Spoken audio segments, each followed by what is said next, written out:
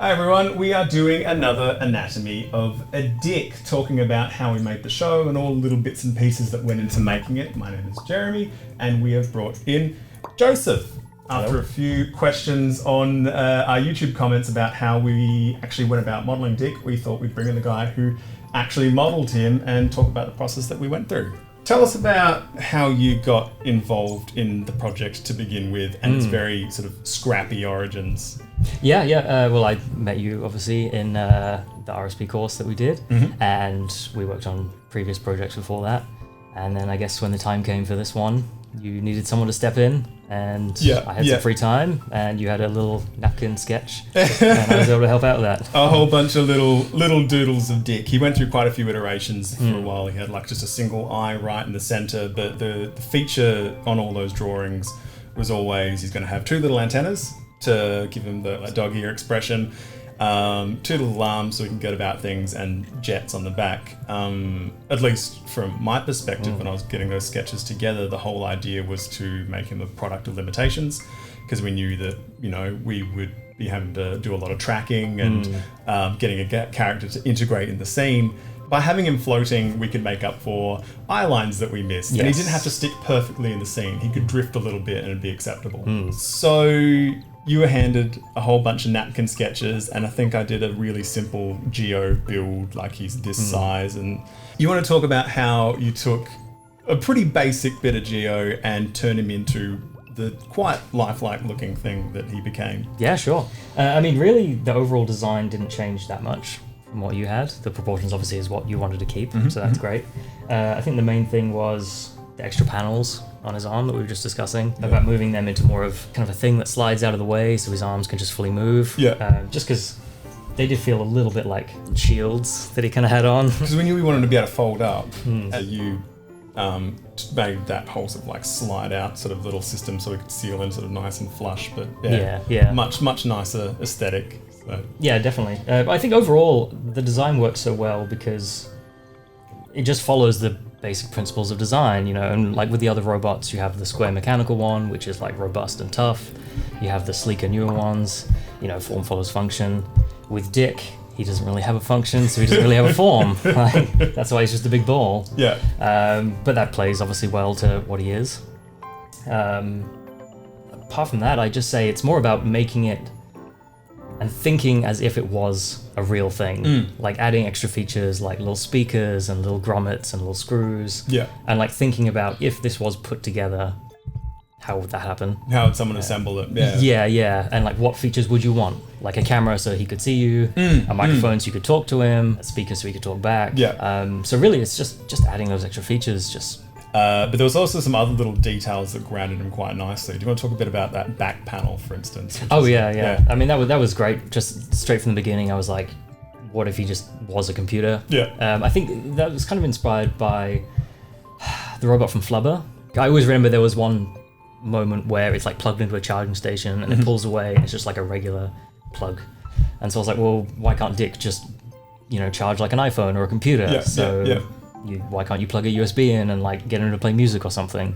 And so that's why the back panel is basically a computer panel. No, I won't calm down. I'm getting upset. I've got 10% battery left. Just plug me in and charge me. It's actually one of my favorite things out of all the sort of design sort of aspects of him. All the cuteness, but that one very, very real thing does a huge amount to just make him feel grounded and real. And a few other sort of little fun details that we sort of went through, I think, in crafting his final looks. I think a big part of it was knowing that he was going to be quite an abrasive character, making sure that every part of him was kind of quite rounded and cute and soft. And so we have that sort of conflict between the two.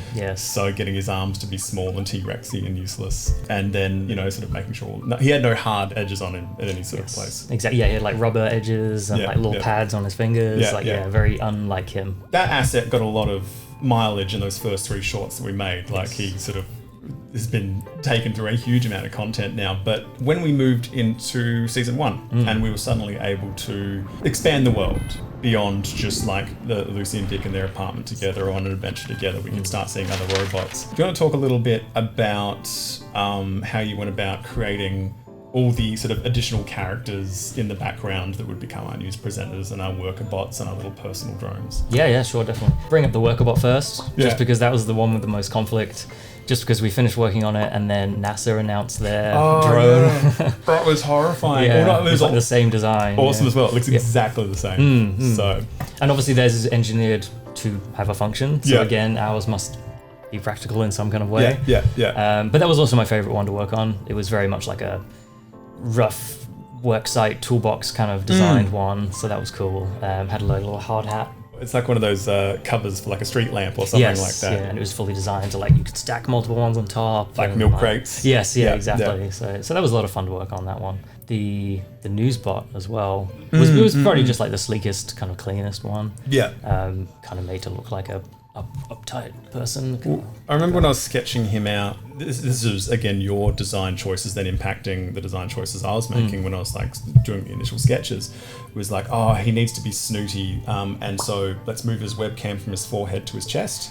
Yes. And so his chest is always puffed out and he's on this angle with his head up here where he's always looking down on people. Yeah. Whatever it is, I'm sure it too is simply perfect. Oh, fuck off, Jeff! There was the last one, so we had the little egg-shaped bot. So that one got quite a bit of mileage in the other people's general robots in the background. We wanted to create something that was the equivalent of like the latest iPhone. Yes. Like what does everyone have right now? Talk to me a little bit about that.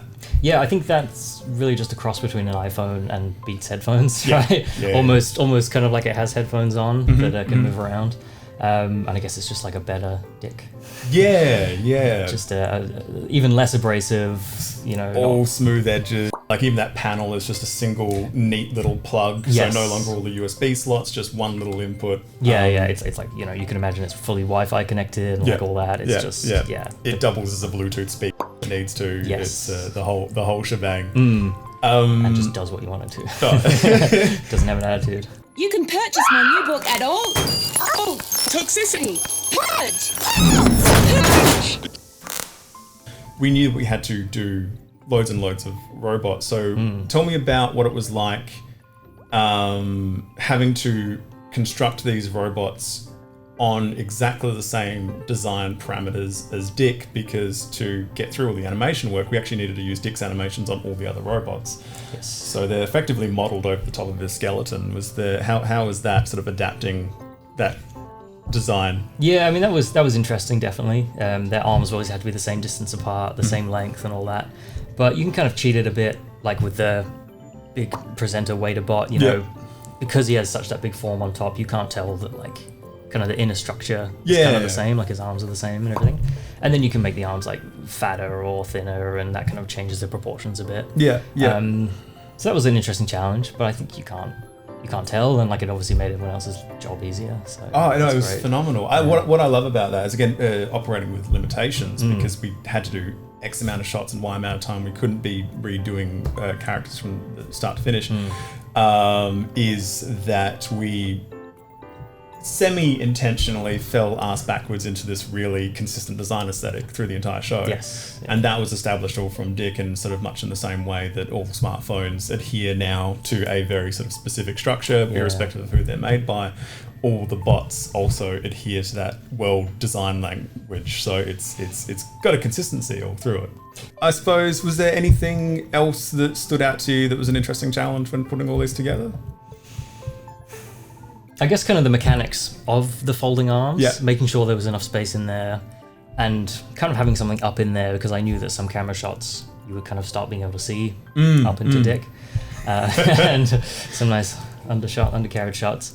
So yeah, it's obviously not very complicated in there. I wasn't going to suddenly flesh out an entire mechanical system, but I don't know if it was ever rigged like I intended, but there was kind of like an extra rail inside, so his arms could slide back and forth and fold in, but I mean it doesn't matter because it works. Because we designed that with in mind in the first one. We were like, it'd be great if his ears could telescope down and come like little nubs there, and his body could sort of like house his arms inside it, so it could just become a little sphere. Yeah. But we never got to do that for the first short or for the subsequent ones, so it was lovely to be able to take that for a spin a couple of times in the season, where we finally got to show that he had that functionality and that had been planned like years before, and finally we got to do that cute little going to sleep tucked in animation. So that was cool. It was nice to actually be able to take that for a spin. Yeah.